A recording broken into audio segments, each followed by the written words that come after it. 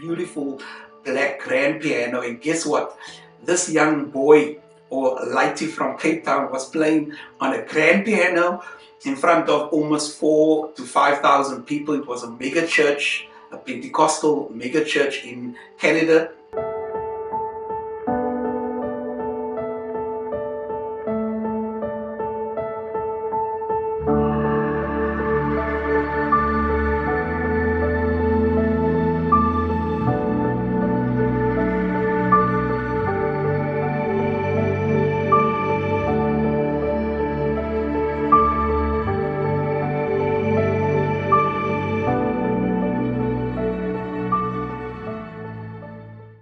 In 1998, I was blessed with a trip by my parents to go visit Canada, to visit my relatives in Canada, Toronto. And I was traveling on my own for the very first time, not just around the corner, but to Canada, Toronto, Canada. I traveled to Amsterdam, and from Amsterdam traveled to Toronto, Canada, and what an experience I had. Now they say the grass is not always green on the other side, but I can tell you and vouch for it that Canada's grass is green. So it was, as a young man, it was an experience because I was now exposed to a different country, different people, a different philosophy, a different way of doing things, and I was ready for it. I was ready for it. Coming fresh out of matric, I thought this is going to be something that's going to blow my mind, and it was an experience that really blew my mind. I remember the first month, I stayed for 3 months in Canada, and within the first month we were told we're going downtown, and I was living in the basement at my uncle's place, and he told us to get ready the Friday, Saturday morning early, we're leaving, and the typical Cape Townian that I was, the so-called coloured mentality or colored person, I got dressed. I'm going downtown, I'm going to experience the city life, and while they were getting ready upstairs, I got myself nicely dressed and ready and excited to see this beautiful city of Toronto. When I made my way up the staircase, they were all waiting for me. They were in their shorts and their flip-flops and just a t-shirt, and here Theo was dressed in his pink shirt, white Levi, Sebagos, chain around the neck, bracelet around the arm, and he was ready for the city life. They gave me such a look, and they responded and said, "Theo, you look like a pimp. Where are you going?" So it was a huge wake-up call. Even the dress code and the way they dress was totally different to where I was coming from and how I was brought up in my community.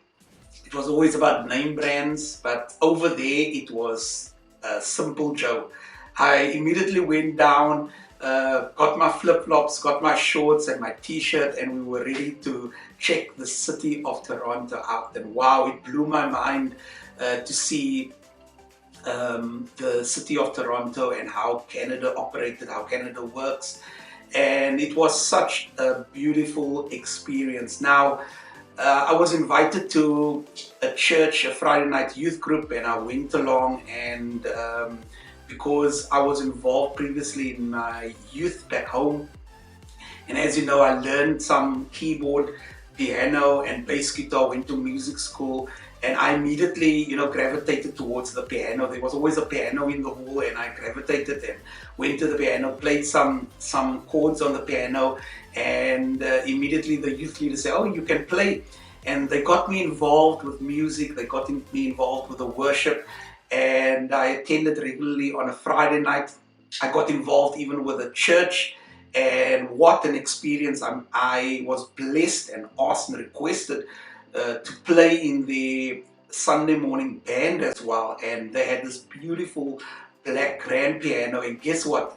This young boy or Lighty from Cape Town was playing on a grand piano in front of almost 4,000 to 5,000 people. It was a mega church, a Pentecostal mega church in Canada, and it just blew my mind how people were just they just affirm you, and they just, you know, just lifted you up, and that encouraged me to, you know, go further with regards to my music. But there was one specific song that hit me hard, and at that time it was released by Michael W. Smith, and the song's name was Draw Me Close to You. And wow, that song was my song for the 3 months in Canada.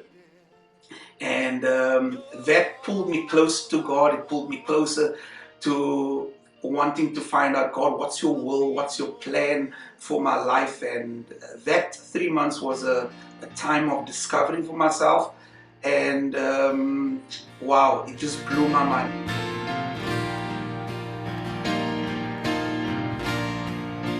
Draw me close to you,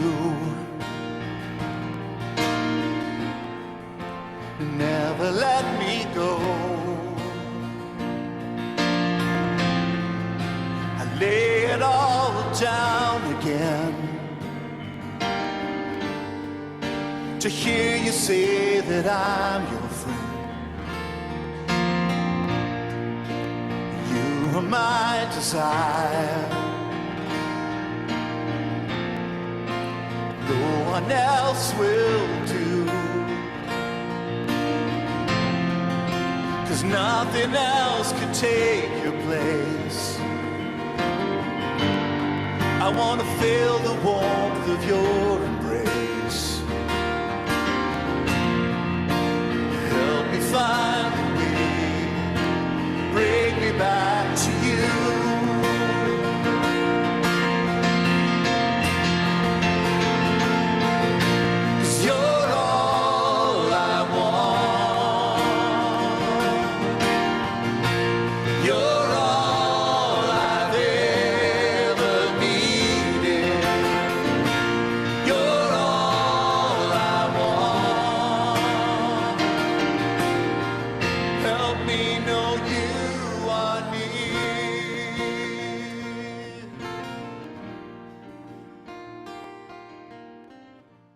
I was also blessed to be part of a choir that backed up Ron Kenoly. And for those of you that lived in that era of Ron Kenoly, wow, Ron Kenoly was the worship man, and all the songs of Ron Kenoly resonated with us. And I had the privilege to be in his backup choir.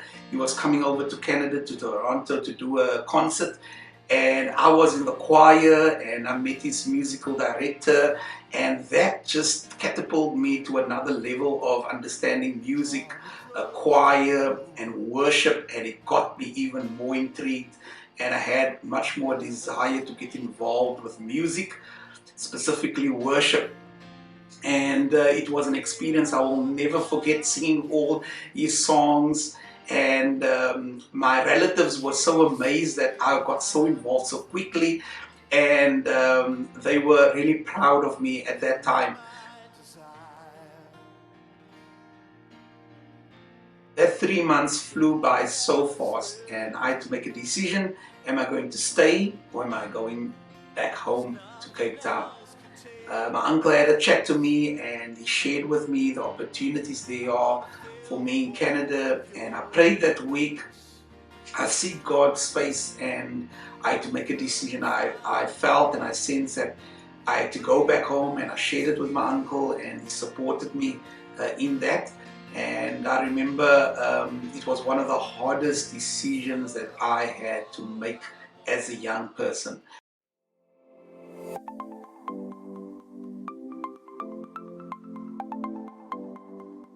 While I was in Canada, and I should blame my cousin for this, I had a pair of earrings pierced in my ears while I was there, and coming back home I knew it was a no-no, a no-go.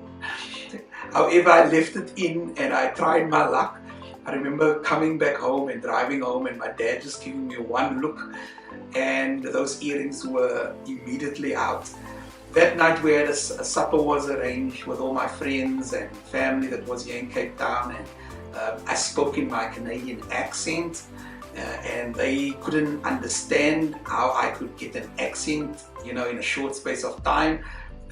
But immediately the next day that accent was gone and I reverted back to my South African accent.